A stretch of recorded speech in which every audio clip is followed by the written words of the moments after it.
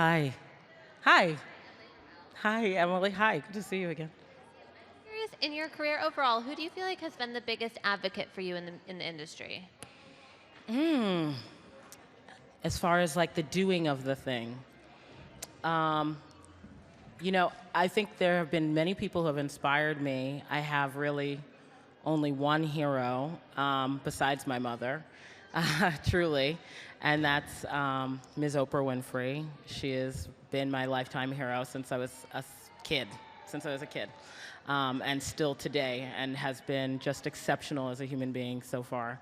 I also have been so inspired, when I was doing The Wiz this past year, getting to stand beside Queen Latifah was pretty intense because I think she's amazing. I just wanted to sing the theme song to Living Single and Unity. U-N-I-T-Y, like literally the entire time. There we go. Like I really just wanted to do that the entire time. I think she's phenomenal, what she's been able to do across multiple platforms as an artist, performer, producer, rapper, jazz singer, actor, writer, and the list goes on and on.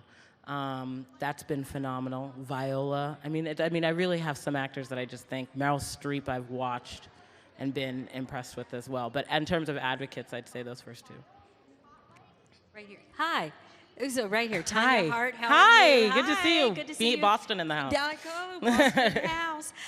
First of all, congratulations. This is your second one in a row of these, I do believe. Thank you. And, in such a large ensemble cast that keeps doing so well at this particular award and all others, what is it about the Crazy Eyes character that keeps jumping out at everybody?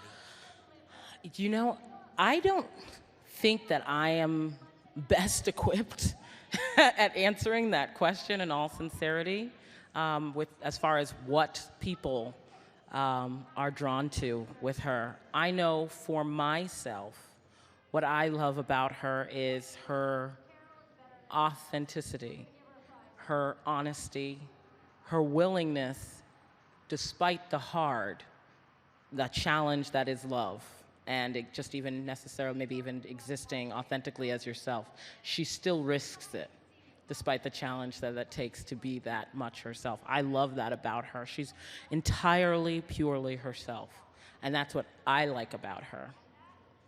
Uzo, congratulations from all the radio guys in the back. Hi, thank you. You did it last year. You mentioned that the day you won the SAG Award was the day you gave up acting. And this year, you had some encouraging words for struggling actors still. So this is still very close to your heart, isn't it? The fact that you almost wouldn't be here except for whatever that magical role is. So can you speak to how that still means something to you now? It means a lot to me now. When I think about it, that day, that time, the day before even, the day that I got this job. That site is not it's still visible in the rearview mirror of my life. I can still see it. It's not so far back, so distant that I can't recall that feeling. I can't remember that day. I can't remember what it felt like to hear repeatedly, no, no, no, or to not get that audition. I know that feeling. It resonates throughout my entire being so loudly. I can't ignore it.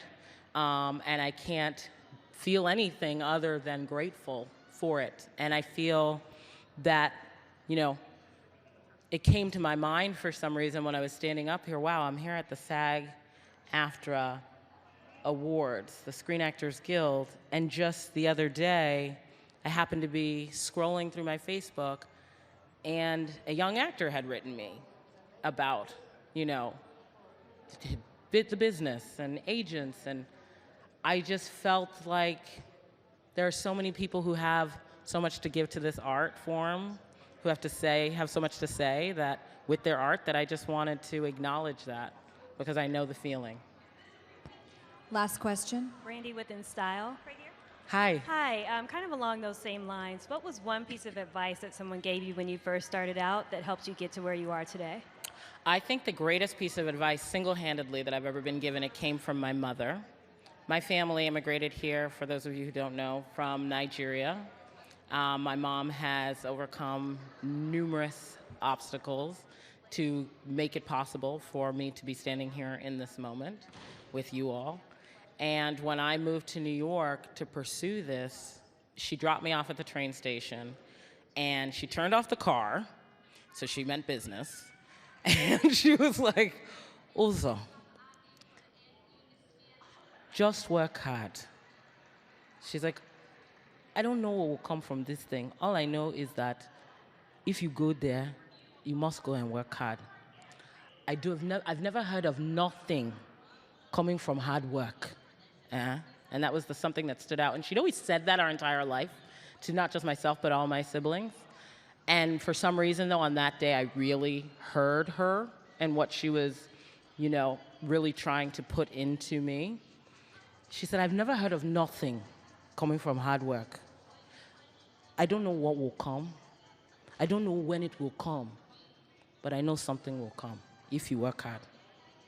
And I just said, okay, I just need to work hard. Best advice I've ever been given.